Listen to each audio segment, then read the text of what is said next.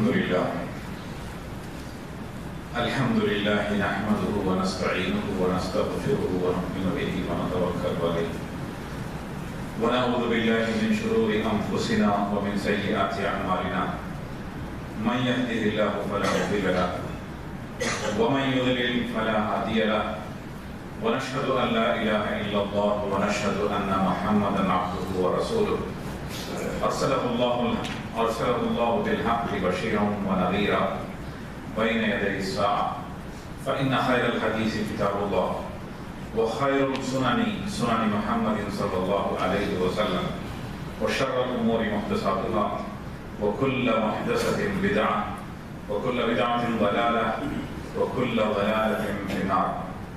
أما بعد فقال الله سبحانه وتعالى في كتاب الله العظيم أعوذ بالله من الشيطان الرجيم بسم الله الرحمن الرحيم ادع إلى سبيل ربك بالحكمة والموعظة الحسنة وجادلهم بالتي هي أحسن. صدق الله العظيم. وقال رسول الله صلى الله عليه وسلم بلغوا عني ولو آية أو كما قال عليه الصلاة والسلام. My dear brothers and sisters in Islam, my topic of khutbah today is Dawah, conveying the message of Islam. Importance of conveying the message of Islam, or importance of Dawah. This is a very important responsibility which is always highlighted in Quran through various terminologies. Because of limitations of time, I'm not going to mention all the terminologies mentioned about this responsibility in Quran. I would like to mention only 4 terminologies which highlights this responsibility. Also, these 4 terminologies, different terminologies are used in order to say the methodology, in order to convey the methodology of conveying the message of Islam. Methodology of Dawah. There are various methods of Dawah, and these methods are highlighted in each terminology. One terminology is Dawah, or conveying or inviting people towards Islam. Allah Ta'ala says, "Ud'u ila sabili rabbika bil hikmah wal maw'izati al hasanah wajadilhum billati hiya ahsan." You invite people towards the path of your Lord bil hikmah, with wisdom, and maw'izati al hasanah, and beautiful admonition, wajadilhum billati hiya ahsan, and arrange a dialogue and discussion with them in a beautiful manner. Here you can see the word Dawah is used. Dawah means inviting people through various means, giving invitation to them, come and listen and see and understand this message. This kind of invitation has to be given.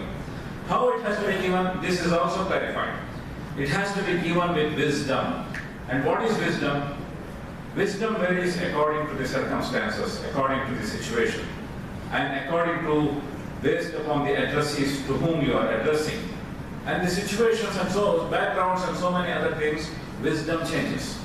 You as an intelligent human being, a person who has responsibility, knows what should be the wisdom utilized for this occasion or these circumstances or in this situation or in a particular society. So various kinds of wisdom can be used to convey the message and invite people towards the way of Allah subhanahu wa ta'ala. And also when you are advising people, when we are giving admonition, it should be beautiful. Prophet Muhammad sallallahu alayhi wa sallam, whenever he used to send his people to convey the message of Islam, he used to give them a beautiful advice. He used to tell them, Bashiru wa la tunafir, Yassiru wa la tunafir, wa la tu'assir. It means, Bashiru means give glad tidings. When you can convey the message, give so many glad tidings. What are the good things in it? What are the benefits in it? Wala tunafiru, do not create hatred. When you are giving message, let them not hate you. Let them not think that this is a burden or this is a compulsion given to them. Let them understand it. Let them feel that it is something, a good message or a glad tidings given to them. Yassiru, and when you are presenting, present it as a beautiful, practicable, simple religion, a simple way of life. And وَلَا تُعَسِّرُوا. Do not introduce it in such a way that people may think that it's a very difficult one. It is not practicable, and we cannot implement in our life. We cannot practice it in our life. This kind of message you did not have to give. When you present Islam or present your message, present it in a beautiful way and give glad tidings to people. Do not create hatred in them, and present it in a beautiful way that people think that it's an easy and practicable message to be followed, and do not present it in a way people may think that it's a very difficult thing to be practiced. So this is the method you have to use. So when you are giving admonition, it should be beautiful. Also when you conduct dialogues or discussion with people, the intention is to convince them. Intention is to convey the message. Intention is to make them feel that this is a really a beautiful message and this should be applicable to me. This is the method of, or this is the objective of making discussions or conducting discussions or dialogues. The objective of conducting discussion and dialogue should not be to defeat the opponents. You may be able to defeat the opponents because your message is strong. You have so many bases to provide, you have so many evidences to provide to confirm that your message is a message of truth.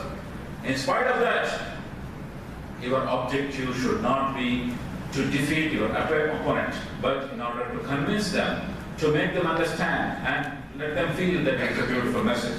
So here the word invitation or dawah is used. This is one of the methodologies. You can invite them through various means beautifully and by using wisdom. This is one of the methodology you can use to convey this message. Another terminology used in Quran is shahadat al-nas, or witnessing unto mankind. What is witnessing unto mankind? Allah Ta'ala says, وَكَذَلِكَ جَعَلْنَاكُمْ أُمَّةً وَسَطًا. And thus we have created you as a moderate community, as an intermediary community. Muslims are moderate people. They are not extremists. They don't have any kinds of extremism in whatsoever, in whatever aspect of their life. Their thinking, their practice, they don't have any kind of extremism. They are moderate community. Islam is a moderate religion. And we have made you a moderate community. And what is your responsibility? وَكَذَلِكَ جَعَلْنَاكُمْ أُمَّةً وَسَطًا لِتَكُونُوا شُهَدَاءَ عَلَى النَّاسِ وَيَكُونَ الرَّسُولُ عَلَيْكُمْ شَهِيدًا. So that let you witness towards humanity. Witness unto mankind is your responsibility. As Prophet Muhammad sallallahu alayhi wa sallam witnessed the truth for you. Prophet Muhammad sallallahu alayhi wa sallam, how he witnessed the truth, how he conveyed this message? Through his practice, through his actions, through becoming a role model. Prophet Muhammad sallallahu alayhi wa sallam always, when he was presenting the message, he used to say, فَقَدْ لَبِسْتُ فِيكُمْ عُمْرًا مِنْ قَبْلِي. I have lived amongst you for 40 years before becoming prophet. You know every aspect of your life, my life.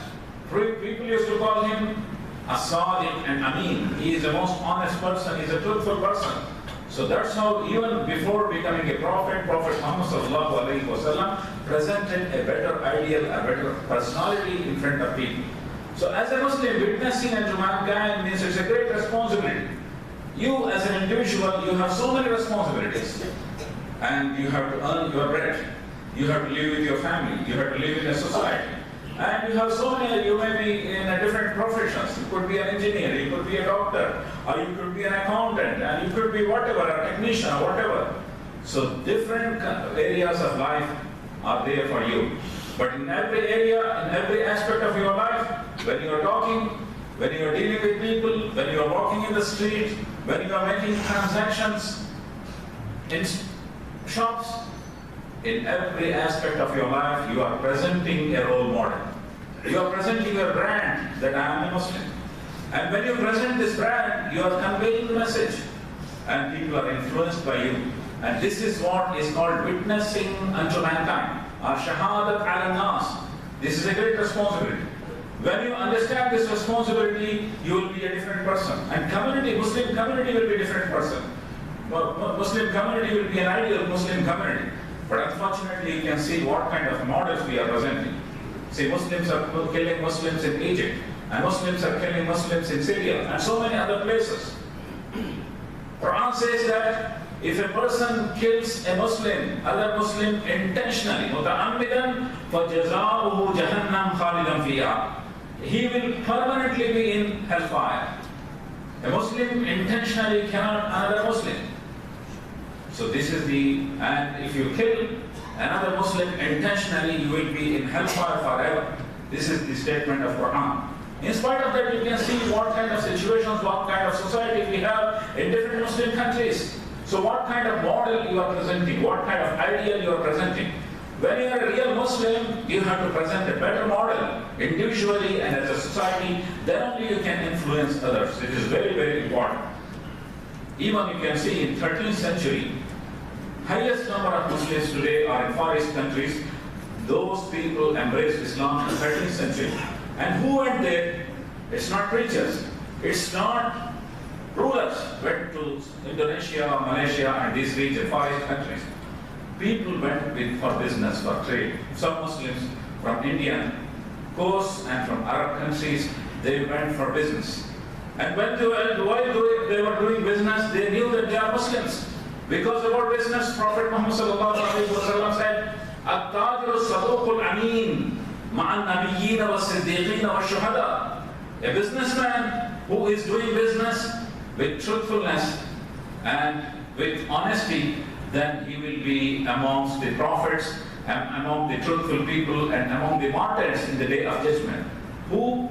Business people, those who are striving to make money and make profit, they will be among the martyrs and among the truthful people and among the prophets in the day of judgment, because they practice truthfulness.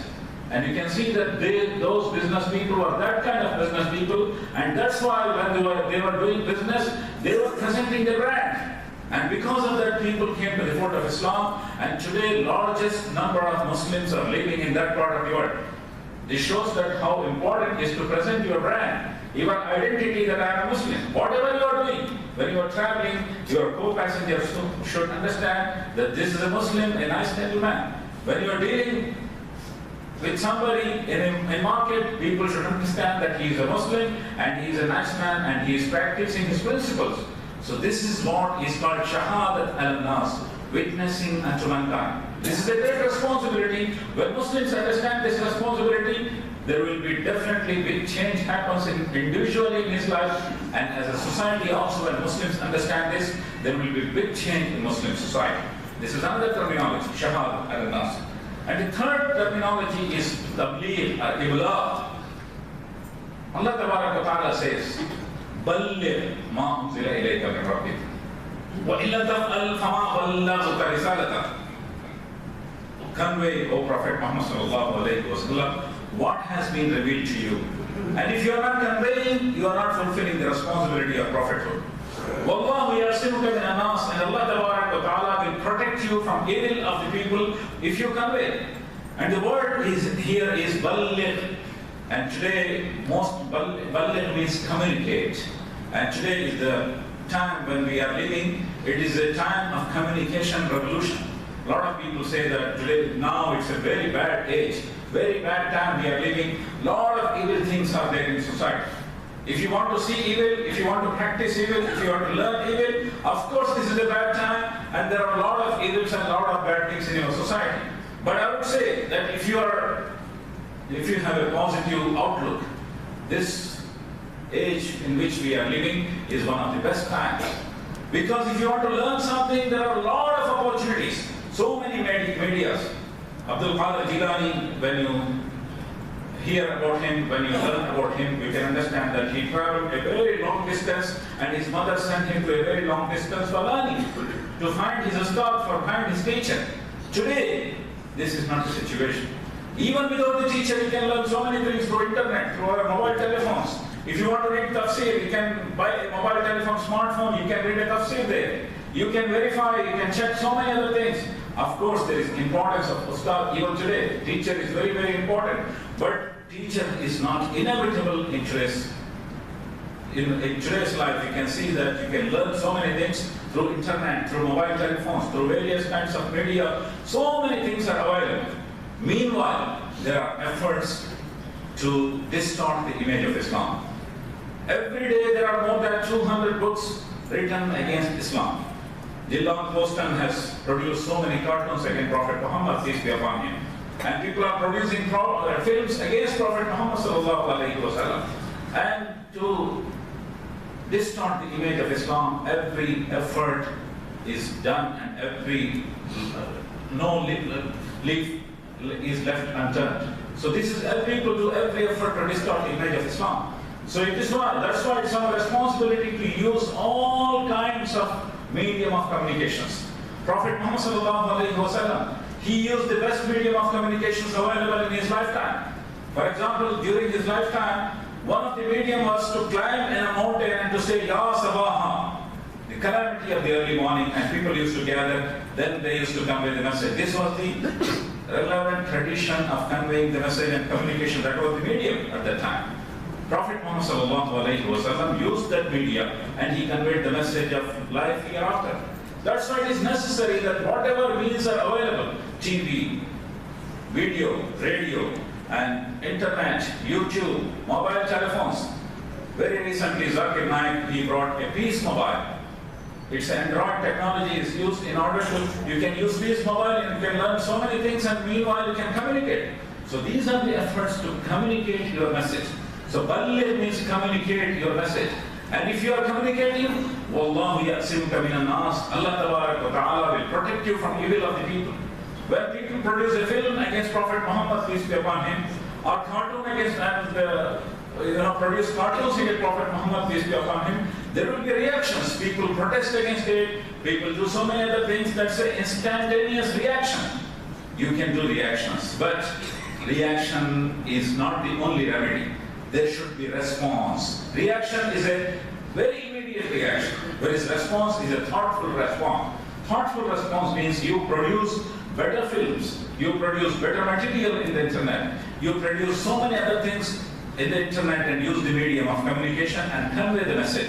Only then Allah Ta'ala will protect you from evils of the people. So this is the third terminology which says tabligh or iblagh means communication is very, very important to convey the message of Islam. And the fourth terminology is amr bil ma'roof wa nahi anil munkar.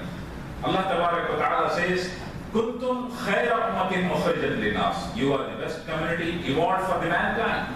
The whole mankind, you should have a concern towards all mankind. If you see in the history of prophets, every prophet was very much concerned about the social problems. For example, during the time of Salih alayhi salatu wasalam, there was a social problem that people used to build big, big houses, whereas a lot of people were in a severe poverty. So he raised voice against. As a prophet, he raised voice against this atrocity and this disorder in society. And you can see during the time of Lut alayhi salatu wasalam, there were gays and lesbians at that time.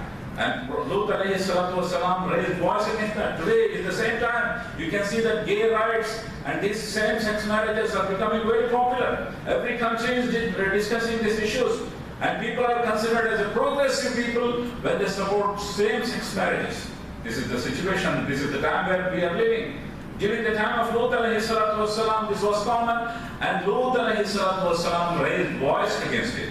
And during the time of Shu'aib alayhi salatu wasalam, you can see people were making a lot of errors while weighing in scales. And this malpractice was very, very common. Shu'aib alayhi salatu wasalam, he raised voice against it. Musa alayhi salatu wasalam, what was his mission? His mission was to emancipate Bani Israel from the slavery of the Fir'aun.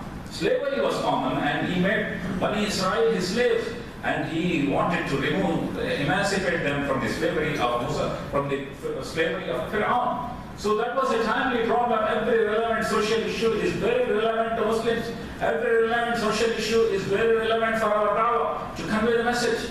So today, we cannot be aloof from the society. Whatever problems are there in a society, we should be concerned about it.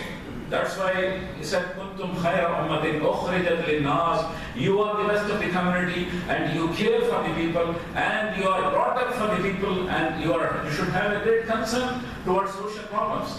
Ta'muruna bil ma'rufi wa tanhauna 'anil munkar, and you enjoin what is good and forbid what is evil. In order instructing people. When you want to instruct and enjoin, you should be in a position of authority. And without authority, you cannot enjoin people. As a Muslims, if you see the history of Prophet Muhammad sallallahu alaihi wasallam, he supplicated for giving an authority. رَبِّ ادْخِلْنِي مُدْخَلَ صِدْقٍ وَأَخْرِجْنِي مُخْرَجَ صِدْقٍ وَاجْعَلْ لِي مِن لَّدُنكَ سُلْطَانًا نَصِيرًا. When he was going out for Medina, he said, "O Allah Tabarak wa Ta'ala, take me out from the city of Makkah with truth, and make me enter into the city of Medina with truth. And from among yourself, as a support, give me an authority." Prophet Muhammad sallallahu alaihi wasallam sought for an authority, and seeking for an authority, striving to get for an authority, and striving to get a position where you have more authority is part of dawah, is part of the responsibility of Muslims. So it is again very much important that you should convey your message with authority, and you should strive to get the position of authority. Only then you can enjoin good to the people, and forbidding people without authority is impossible. How can you forbid anybody from evils when you don't have authority? So it is very important that you should strive to get authority. This is also part of dawah. So you can understand that conveying the message is not just giving the books. Of course, giving books is also part of it. Or distributing literature, that's also part of it. But that's not the only thing you can do. So many aspects are there. I have mentioned 4 terminologies. It uses 4 methodologies. There are so many other terminologies used in Quran. It shows that it's very important that we have to convey the message. And also you can see that for a big advantage for us, that the concept of Islam, take any concept of Islam, which is a universal concept, and you can convey this message without any hesitation. And take the major religions of any major religion of the world. Their message is very confined. They have a lot of limitations. For example, one of the major religions is Christianity. How they present the concept of God? They make a portrait of Jesus Christ. And if you see portrait of Jesus Christ in every country, it is different. Normally it looks like a Western person with blonde hairs and blue eyes, and if you see the portrait of Jesus Christ, it looks like a Western person, whereas he is born in Jerusalem, which is an Arab country. That's why you can see in African Jesus Christ, if you see the portrait of Jesus Christ, it looks like more like an African person, because it's not acceptable for an African person. He cannot accept a blonde-haired person, a Westerner, or a white-skinned person as God. So this is you can see the message itself is very confined, and they have so many limitations, and they have so many limitations by which they cannot convey this message as a universal message. Whereas in Islam, if you see the concept of God, the first verse of the first chapter, what it says? Alhamdulillahi Rabbil Alameen. Praise be to Allah subhanahu wa ta'ala, praise be to God, who is the Lord of the universe. And the last verse, the first verses of the last verse, An-Nas, what it says? قُلْ أَعُوذُ بِرَبِّ النَّاسِ مَلِكِ النَّاسِ إِلَهِ النَّاسِ. Say, O Allah, O Prophet Muhammad sallallahu alayhi wa sallam, I seek refuge from Allah subhanahu wa ta'ala, who is Rabbin Nas, God of the people, Lord of the people, and He is King of the people, and He is deity of the people. You can see the universal concept. You can present this message to anyone. Then why you are hesitating? Your message is so beautiful, and your message is so universal, you can present it, and there are no limitations in it. And even if you see the concept, Quran for example, if you see so many other books, you cannot present it as a universal concept, a universal book. Whereas in Quran itself is a miracle. You will, for example, Quran can be memorized, it can be committed to memory. No other books, it's a very huge book. It's, with a lot of pages, and you will not find any books which is considered as a divine book, or any book written by people. You will not find a book which can be memorized. But Quran can be memorized, and it's a miracle of Quran. And there are thousands and thousands of people in every society who have memorized Quran. This is a miracle of Quran. Again, Quran says, if this Quran is from other than Allah subhanahu wa ta'ala, لَوَجَدُوا فِيهِ اخْتِلَافًا كَثِيرًا. You would have found so many discrepancies in it. And Quran says that there is no discrepancy in it. And you will not find any discrepancy. Whereas so many other books, which is considered as a divine book, there are so وَلَوْ كُنْتَ مِنْ عِنْدِ غَيْرِ اللَّهِ لَوَجَدُوا فِيهِ اخْتِلَافًا كَثِيرًا. There is no no discrepancies in Quran. Had it been not from Allah subhanahu wa ta'ala, then you definitely would have found so many discrepancies in Quran. Whereas you can see so many other books which claim to be a divine book, you will find so many discrepancies. Again, Quran, how it introduces? It introduces itself, Ya ayyuhan nas, O people, قَدْ جَاءَتْكُمْ مَوْعِظَةٌ مِّن رَبِّكُمْ وَشِفَاءٌ لِمَا فِي الصُّدُورِ. There comes to you an admonition from your Lord, and it is a healing for the diseases which is there in your heart. So you can see that Quran presents itself in such a way that it is for the whole people.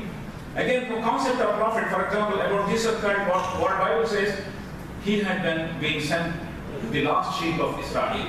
He has been sent only to Bani Israel, because Allah Ta'ala sends some of the prophets to particular community and some of the people to the larger population. Ibrahim alayhi salatu wasalam was sent to a very larger population. Isa alayhi salatu wasalam was sent only to Bani Israel. Whereas what is Prophet Muhammad sallallahu alayhi wasallam, Allah Ta'ala says, وَمَا أَرْسَلْنَاكَ إِلَّا كَافَّةً لِلنَّاسِ بَشِيرًا وَنَذِيرًا. We have sent Prophet Muhammad sallallahu alayhi wasallam to entire human beings, and his responsibility is to give glad tidings to you and to warn you from the consequences if you are not believing in Allah subhanahu wa ta'ala. So you can see the universal concept is there in Islam. There are no demerits. So without hesitation, you can convey the message of Islam. What is more important is to have an urge, a commitment, an interest to convey this message. And this is the great Prophet Muhammad sallallahu alayhi wa sallam. He had a great urge to convey this message. You can find it by various examples of Prophet Muhammad sallallahu alayhi wa sallam. Once Prophet Muhammad sallallahu alayhi wa sallam, he used to ask some people to read the Quran for him. Abdullah bin Mas'ud radiyallahu ta'ala, he was a beautiful reciter. Once he was asking Abdullah bin Mas'ud radiyallahu ta'ala to recite Quran for me, and he was reciting. When he came to the verse which says, فَكَيْفَ إِذَا جِئْنَا مِنْ كُلِّ أُمَّةٍ بِشَهِيدٍ وَجِئْنَا بِكَ عَلَىٰ هَؤُلَاءِ شَهِيدًا. Imagine the situation when witnesses are called from every community, and you, O Prophet Muhammad sallallahu alayhi wa sallam, will be produced as a witness to testify that you have conveyed this message. When he was reading this verse, Prophet Muhammad sallallahu alayhi wa sallam said, stop. And when Abdullah bin Mas'ud radiyallahu ta'ala looked towards the face of Prophet Muhammad sallallahu alayhi wa sallam, tears were rolling down in his cheeks. He was worried, he was concerned about his responsibility. That's why even in his last sermon, when he said, Isma'u qawli, listen to me, I may not be there next time for you to convey this message to a large gathering like this. In that gathering, Hajjatul Wida, at the last sermon of Prophet Muhammad sallallahu alayhi wa sallam, he was conveying the message and he said, Ala al-Wallah, whether I have conveyed my message to you or not. Normally the answer of people used to say, Allahu wa Rasuluhu a'lam. Allah knows and His Prophet knows. But this time, they did not answer this way. Large number of the people gave an answer which was spontaneous answer. They said, نَشْهَدُ أَنَّكَ قَدْ بَلَّغْتَ وَأَدَّيْتَ وَنَسَكْتَ. We testify that you have conveyed your message, you have fulfilled your responsibility, and you have conveyed your message to us. This was the answer. And Prophet Muhammad sallallahu alayhi wa sallam said, Allahumma shahad, O Allah tabarak wa ta'ala, you are the witness, I have conveyed this message. Then he said, فَلْيُبَلِّغِ الشَّاهِدِ الْغَائِبِ. Those who are present here, it is 125,000 people, largest gathering during the time of Prophet Muhammad sallallahu alayhi wa sallam. He said, your responsibility to carry this message to the people who are not here, and to the generations who are not born yet. And you can see the graves of the Sahabis of Prophet Muhammad sallallahu alayhi wa sallam in every part of the world, in India, in Africa, in Europe, in Russia, everywhere prophets, Sahabas, companions went and conveyed the message. So you can see this urge was there, this compassion was there, this interest was there. Then only if you understand that this is my responsibility and I have to live like an ambassador of Islam. You have to become an ambassador of Islam. You are communicating this message in whatever is your profession, wherever you are, and whatever you are doing, you are representing Islam and you are presenting Islam. This is a big responsibility. When you understand this, definitely there will be a big change and there will be a reformation in your personality as well. A lot of people say that we have to reform Muslims, why we should convey a message to non-Muslims. How long we are going to convey a message to the Muslims? 10 years, 15 years, 20 years, 30 years, 100 years? It is an ever-ending job. Reformation is always there. And the best method to reform yourself, Muslim community, is to inculcate this responsibility of da'wah within yourself. May Allah Ta'ala give us tawfiq to understand this great responsibility and to fulfill our responsibilities with great commitment. Barakallahu lana wa lakum wa nafa'ani wa iyyakum bi ayatihi wa dhikril hakim. Innahu ta'ala jawwadun karimun malikun barrun rahufur rahim wa rabbun hakim.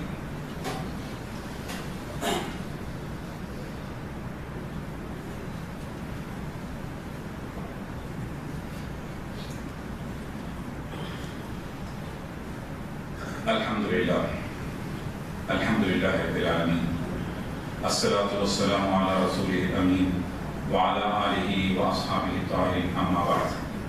Faqala Allah subhanahu wa ta'ala fi kitabillahi al-azim. A'udhu billahi minash shaitanir rajim. Bismillahir rahmanir rahim. Inna Allaha wa malaikatahu yusalluna 'alan nabi. Ya ayyuhalladhina amanu sallu 'alayhi wa sallimu taslima.